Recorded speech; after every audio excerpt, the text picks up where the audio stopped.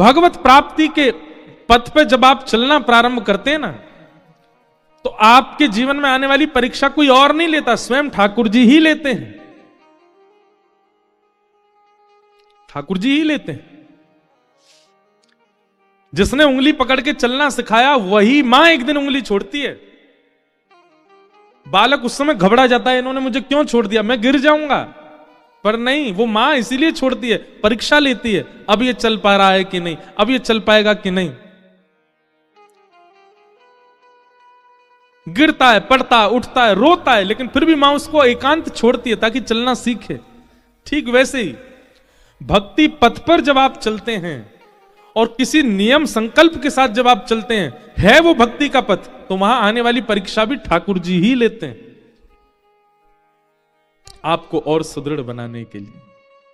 चोर सब है संसार में, कभी कोई चुरा रहा है, कभी कोई चुरा रहा है, पर भैया वास्तविक में चोराग्र कन्या है द्वारिकाधीश। ये कथा किस लिए हो रही है भाई? चित्त को चुराया तो सब जगह जा रहा है, पर चित्त को वो चुराए जो चोरों का भी स्वामी है। ऐसा चित्त बन जाए कि वो चुराए उसको, और वो तभी चुराएंगे जब ठाकुर जी का एक स्वरूप है, पहले से चोरी हुई वस्तु को नहीं चुराते, नहीं चाहिए उनको। लेकिन हमारा मन तो बहुतों ने चुरा रखा है। मुंबई के गेटवे ऑफ इंडिया ने चुरा रखा है कई लोगों का मन, भेलपुरी ने चुरा रखा मन, बड़ा पाव ने चुरा रखा मन, और हिंदू आगे नहीं बताऊंगा, और भी 2-3 आ गए थे याद, उसने चुरा। कई लोगों को सुबह सुबह उठते ही वही चाहिए, क्यों? मन चुरा रखा है। पर भैया इतनी जगह मन जब चोरी हो चुका हो तो ठाकुर जी की दृष्टि नहीं पड़ती। इसलिए हम मंदिर में जाते हैं, हमको ठाकुर जी ऐसे ही दिखते हैं, ना हिलते, ना डुलते, ना नैन मटकाते, ना सिर झुकाते। क्यों? ठाकुर जी को इंटरेस्ट ही नहीं है आपके मन में। क्यों? पहले से ही चोरी करवा रखा है आपने।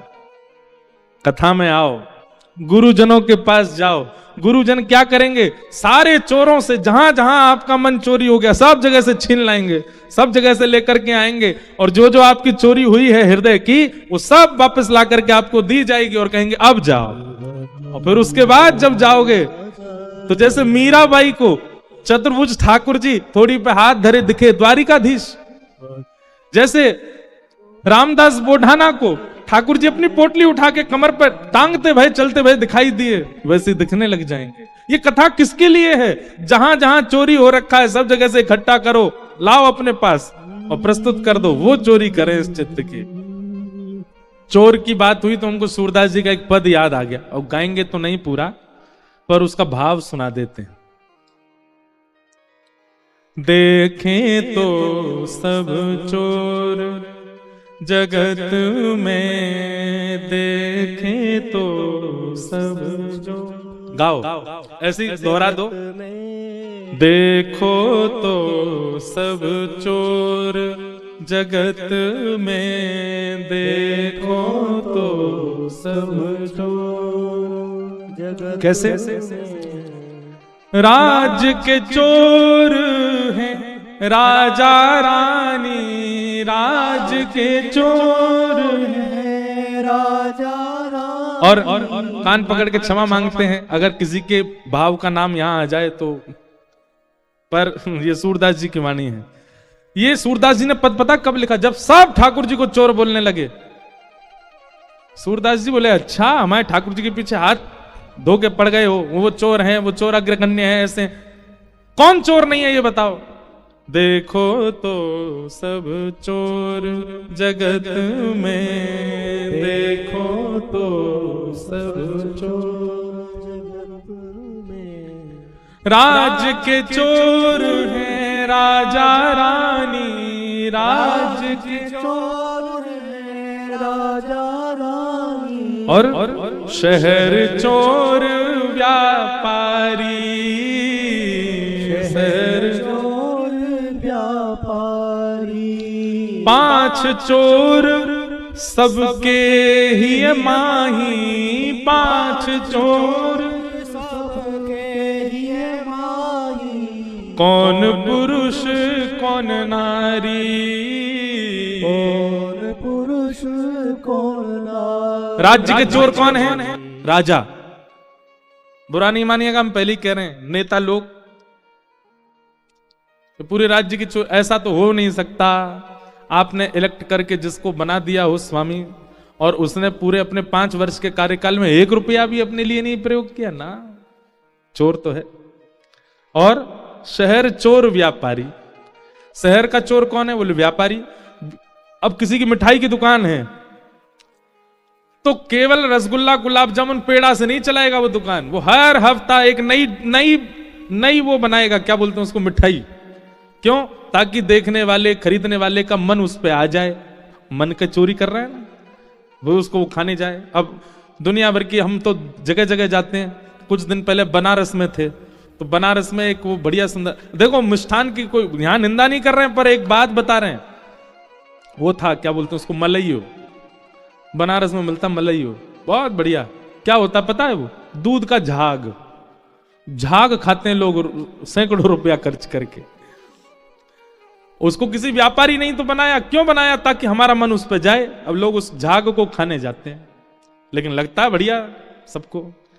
तो शहर चोर व्यापारी। किसी की कपड़े की दुकान है, एक जैसे ही कपड़ा उस पर मिलते हो, उससे कौन खरीदेगा? लेकिन हर बार एक नए तरीके से लेके आता है। बटन यहां की जगह यहां लगा दी, ओहो नई डिजाइन है, खरीद लो इसको, यहां बटन है इसके। हमारे द्वारिकापुरी के जो गोस्वामी हैं, जो यहाँ के सब पुजारी, उनकी बगलबंदी देखी आपने? हमारी बगलबंदी देखो, इसमें एक बंदी यहाँ है, एक यहाँ है बांधने का, एक भीतर है दोनों तरफ। यहाँ के जो है वो केवल यही होती है, वो खुली है। एक बार खोल दो तो सीधा हवा पास होती रहती, भीतर गर्मी सहन नहीं है, अलग प्रकार की है। और सबकी दुनिया की जेब यहाँ होती है, उनकी यही होती है बीच में, यहीं पे सबरे रुपया, यहीं पे सारे जो है पौन वौन सब यहीं धरे रहते हैं। किसी व्यापारी ने उसको भी बनाया होगा, उसी पे आकृष्ट होकर अब यहां वही प्रचलन चल रहा है। तो चाहे वस्त्र का व्यापारी हो, भोजन का व्यापारी हो, कोई भी व्यापारी हो, वो हर महीना एक नवीनता लाने की प्रयास का। वो नवीनता के पीछे कारण क्या है? समाज का मन आकृष्ट हो। ठाकुर जी कभी नहीं बदले। आज से 500 साल पहले द्वारिकाधीश का जो भोग लगता था वही भोग आज भी लगता है, कुछ परिवर्तन नहीं। आज से 500 वर्ष पहले श्री द्वारिकाधीश जैसा टिपारा पहनते थे, जैसा किरीट पहनते थे, जैसा मुकुट पहनते थे, वैसा ही आज भी पहनते हैं। श्री द्वारिकापुरी में दिन के हिसाब से वस्त्र का वर्ण होता है।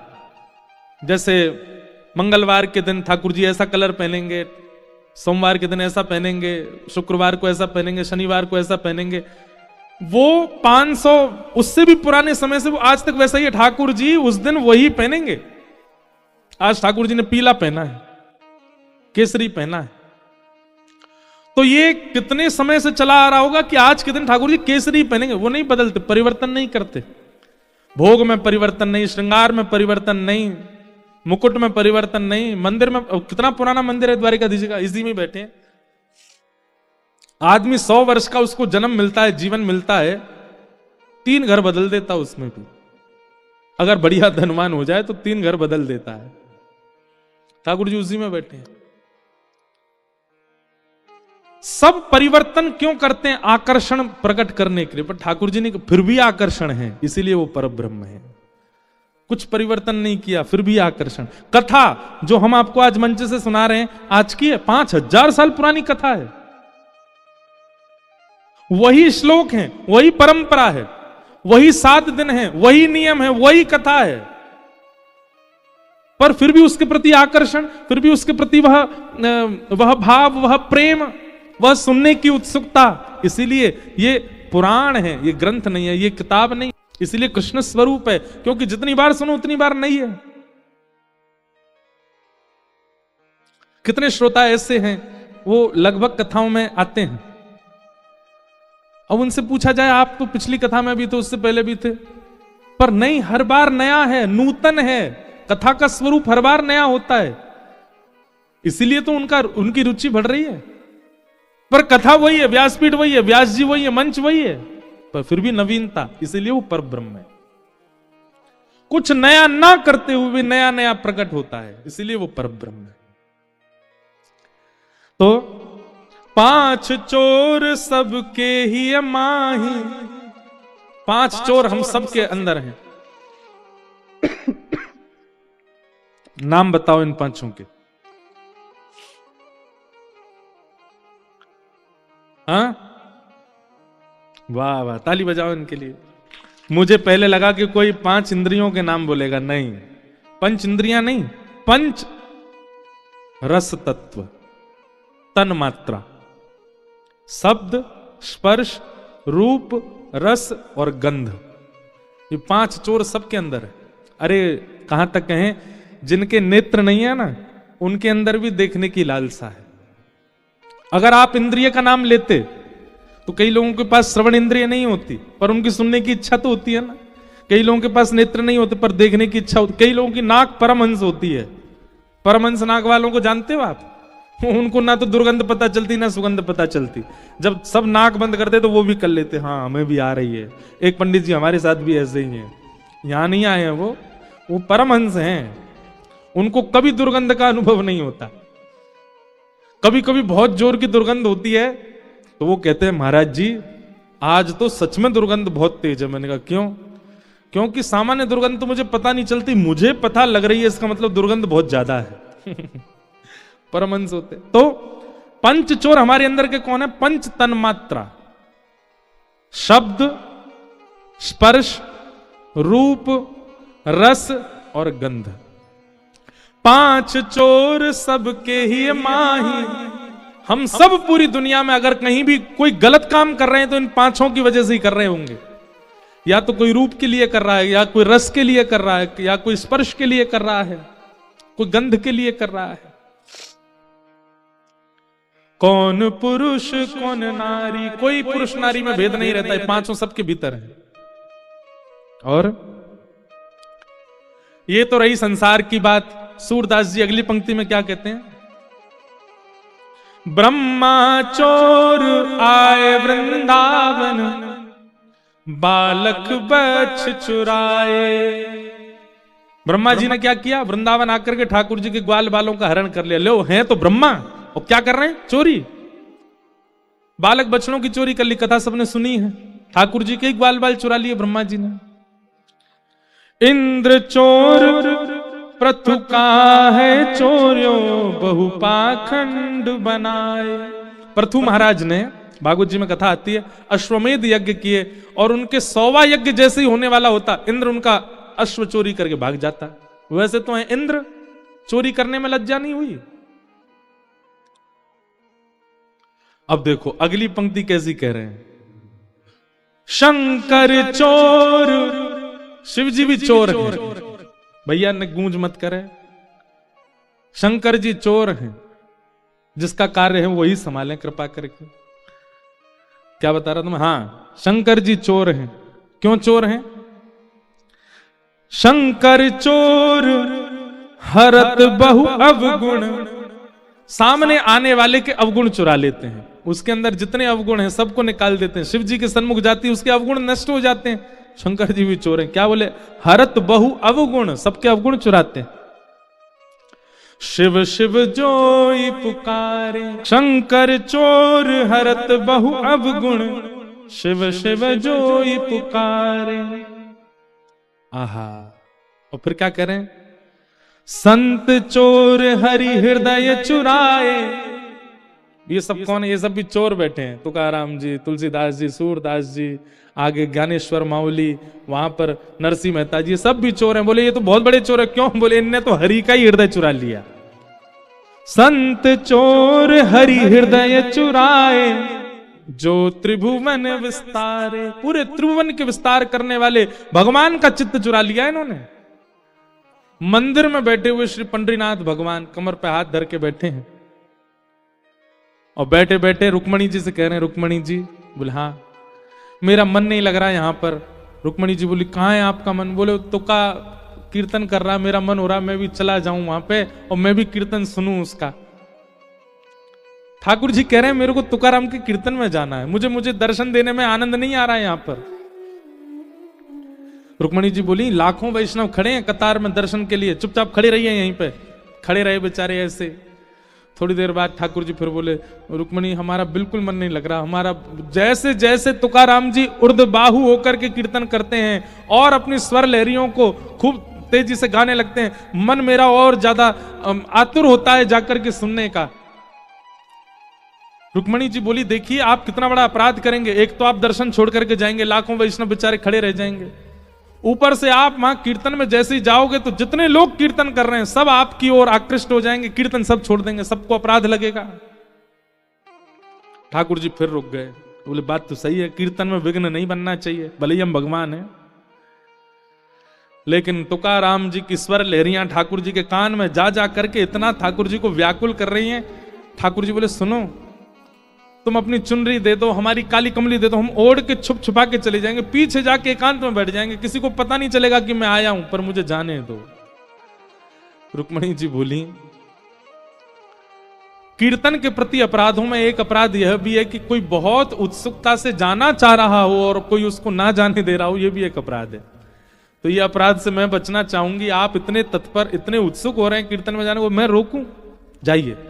ठाकुर जी महाराज ऐसे मुंह बिल्कुल ढक करके और बढ़िया काली सॉल ओढ़ करके लंबी सी डाल करके और बिल्कुल अपनी पीतांबरी वगैरह सब छुपा ली उसमें, और तुकाराम जी के कीर्तन में जाकर के श्री ठाकुर जी खड़े हो गए।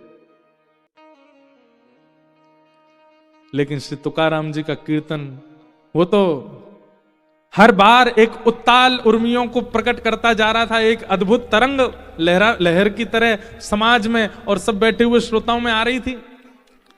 ठाकुर जी सुनते सुनते ठाकुर जी के नेत्र बंद हो गए और सुनते सुनते हाथ से महाराज वो सॉल जो थी वो छूटने लगी, धीमे धीमे मुकुट से उतरने लगी, मुकुट से उतर करके कंधे से उतरने लगी, कंधे से उतर कर पूरी उतर गई, और उतर करके महाराज जहां तुकाराम जी ने बोले सब ऊर्ध्वबाहु होके करताल बजा के नाचो, ठाकुर जी अपने करताल बजाने लगे। करताल बजा करके वैष्णवों के बीच में ही ठाकुर जी उछल उछल करके नृत्य करने लगे। पंडरीनाथ भगवान नृत्य करते करते सब लोगों ने देखा, नेत्र बंद है, नेत्रों से अविरल अश्रुधार कर रही है ठाकुर जी के, और ठाकुर जी नृत्य कर रहे हैं। अबीर गुलाल उधरी तरंग, नाथा घरी नाचे माझा सखा पांडुरंग, नाथा घरी नाचे माझा सखा पांडुरंग। पंडरीनाथ भगवान नृत्य कर रहे हैं, और वाणी जी में तो ऐसा आता है वर्णन, नाचते नाचते नाचते ठाकुर जी इतने आनंद में भर गए, इतने आनंद में भर गए कि नृत्य करते करते ठाकुर जी की पीतांबरी खुलने लगी, धीमे धीमे अंग वस्त्र नीचे उतरने लगा, और ठाकुर जी को सुध बुध ही नहीं है। तुकाराम जी के कीर्तन में ठाकुर जी उछल उछल के नृत्य कर रहे हैं। ये संत भी चोर हैं। बोले क्यों? क्योंकि इन संतों ने त्रिभुवन ठाकुर जी का चित्त अपने वश में कर लिया। संत चोर हरि ही चुराए, जो त्रिभुवन बेस्तारे।